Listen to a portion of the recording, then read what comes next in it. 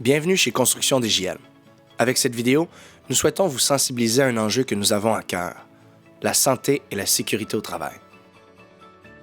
Ce sont des valeurs primordiales au sein de l'entreprise.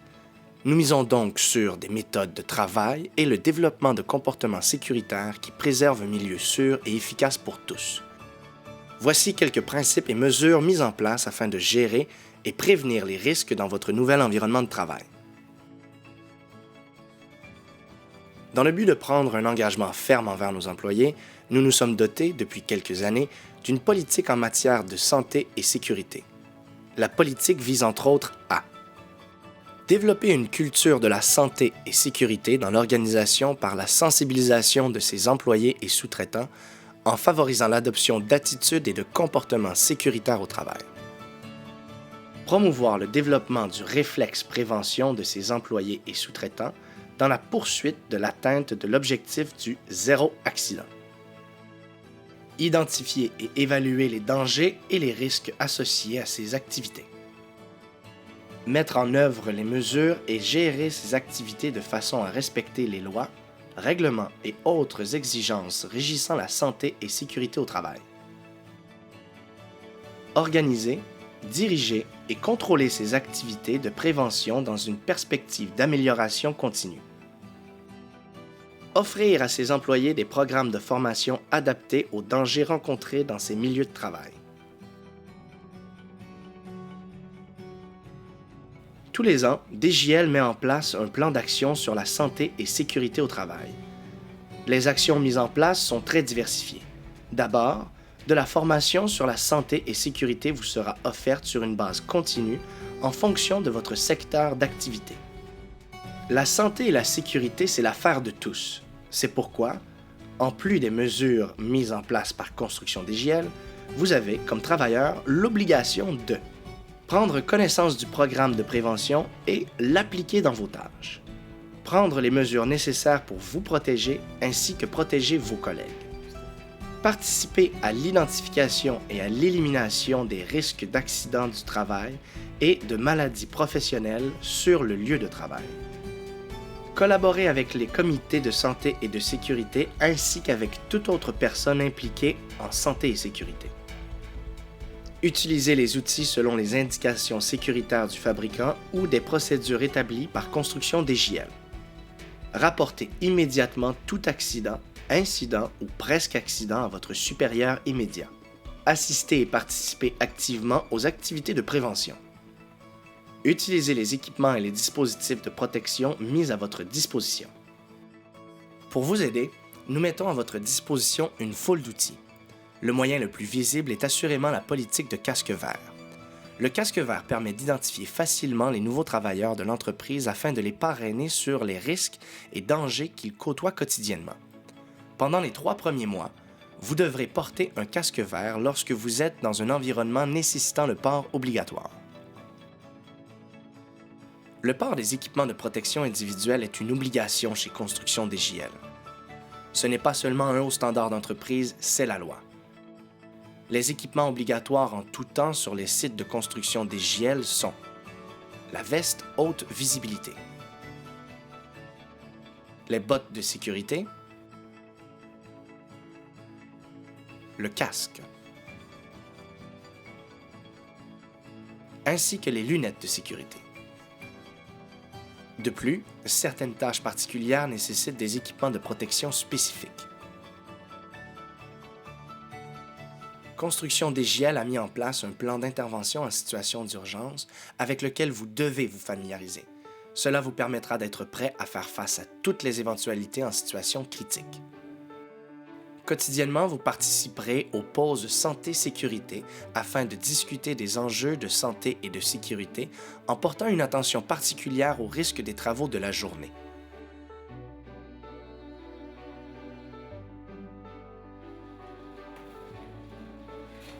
Les équipements de protection individuelle exigés dans le laboratoire sont les lunettes et les bottes de sécurité.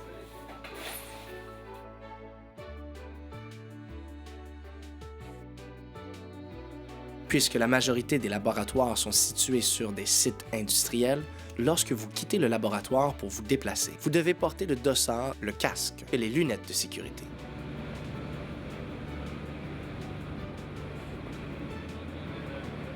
Certains techniciens devront aller prendre des échantillons directement sur des sites industriels.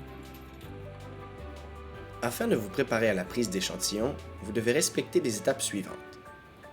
Guidez le camionneur pour qu'il se stationne adéquatement. Demandez au camionneur d'éteindre le moteur du camion.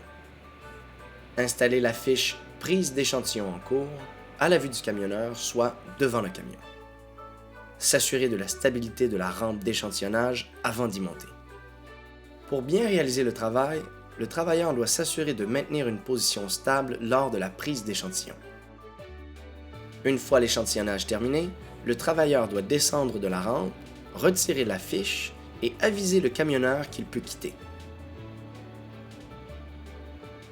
Une fois que le camion a quitté l'aire de travaux, récupérez les échantillons.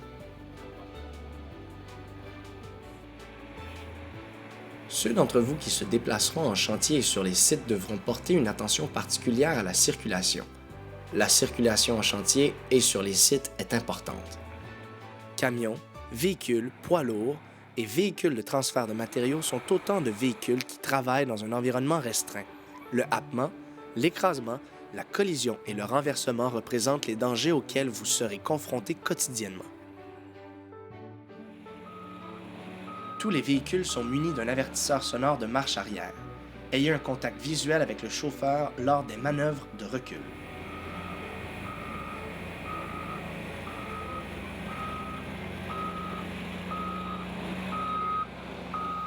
Les risques liés aux véhicules en marche arrière sont l'écrasement, le happement,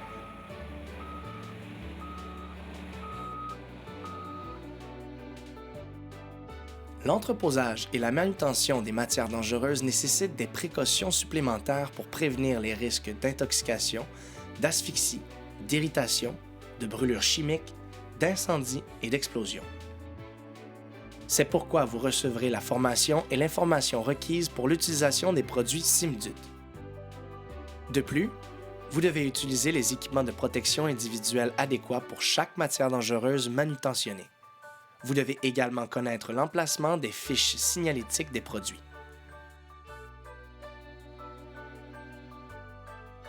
Avant de manipuler les matières dangereuses, ayez à portée de main le matériel nécessaire en cas de déversement. Utilisez les équipements de manutention pour transporter une matière dangereuse. Assurez-vous que tous les contenants de produits contrôlés ont leur étiquette du fournisseur. Vérifiez que tout contenant non étiqueté ou illisible, ainsi que tout produit transvidé soit identifié d'une étiquette de transvasement de DJL. Vous manipulerez des charges lourdes, telles que des sacs de pierre, afin de faire des tests. Toujours favoriser l'utilisation d'un appareil de levage. Si vous devez lever une charge, vous devez écarter les jambes en avançant légèrement un pied. Tenez la tête droite et regardez droit devant. Saisissez les coins opposés avec les deux mains. Serrez vos muscles abdominaux et expirez en soulevant. Soulevez en faisant appel à vos jambes. Pointez les fesses vers l'extérieur pour équilibrer la charge. Tenez l'objet près du corps et gardez le dos droit. La manutention d'objets peut entraîner des lésions professionnelles comme des maux de dos et vous risquez aussi d'échapper ces objets. Pour vos différents tests, vous utiliserez des appareils avec lesquels il faut prendre davantage de précautions. C'est le cas notamment du nucléodensimètre qui représente des risques d'exposition à la radioactivité et des troubles musculo-squelettiques. Le port du dossimètre est obligatoire lors de l'utilisation du nucléodensimètre. Lors du transport manuel du nucléodensimètre sur une longue distance où votre véhicule n'a pas accès, utilisez le diable portatif.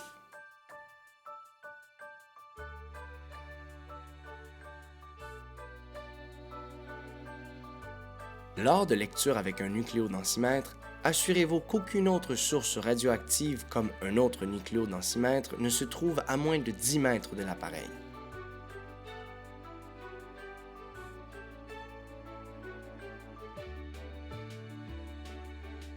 Rangez le nucléodensimètre dans son lieu d'entreposage prévu à cet effet.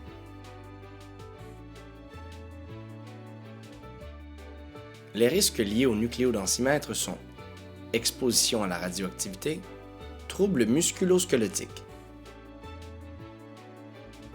Lors d'analyses en laboratoire, vous devez utiliser le four à ignition et des matières dangereuses telles que la trichloroéthylène. Pour éviter les incendies ou les brûlures avec le four à ignition, vous devez respecter les consignes de sécurité pendant les essais. Portez une visière et des gants lorsque vous placez ou sortez les échantillons du four.